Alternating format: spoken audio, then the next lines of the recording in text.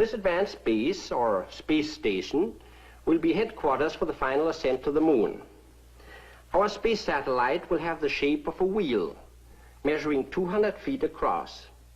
Its outside rim will contain living and working quarters for a crew of 50 men. Just below the radio and radar antenna is the atomic reactor. Its heat will be used to drive a turbo generator, which supplies the station with electricity. Access to the station will be through an airlock in the hub. The 3 large spokes are elevator shafts, and the small pipes are used as condensers for the turbo generator and the air conditioning plant.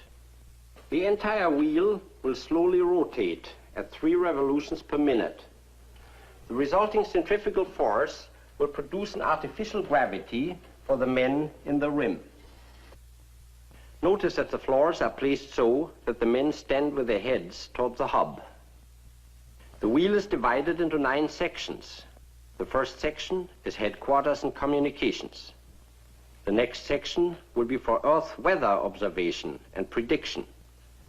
Military reconnaissance experts, aided by powerful optical and radar telescopes, will observe every point on the globe as the space station makes its complete trip around the Earth every 2 hours. Next is the emergency hospital section. And then the astronomy division, where men will keep an eye on the rocket ship as it makes its trip around the moon. The rest of the space station will house calculating machines, maintenance facilities, air conditioning equipment, living quarters, and even a botanical and zoological laboratory. This entire space station will have to be prefabricated and tested on the ground. After dismantling, it will be transported in pieces up to the orbit.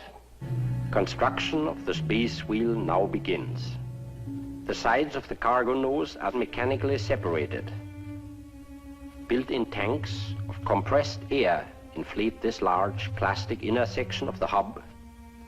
Thin metal plates are immediately clamped on the outside to protect it from meteors. The first workday in space draws to a close. Every 24 hours, another cargo rocket will arrive in the orbit. When the airlock is attached, the pressurized hub section can be used as temporary quarters for eating and sleeping. Each succeeding load is carefully scheduled so that the parts of the station can be assembled in correct order. Nylon ropes prevent the parts from slowly drifting away. Next, the atomic reactor is installed. The wheel begins to take shape now as the 3 main spokes and rim sections are joined together. Condenser pipes are fitted next so that the atomic reactor may be put in operation. Even though there's no apparent motion, everything in the orbit is hurtling around the Earth at 16,000 miles per hour. The shell of the station is completed. Now comes the delicate task of installing instruments and the multitude of equipment inside.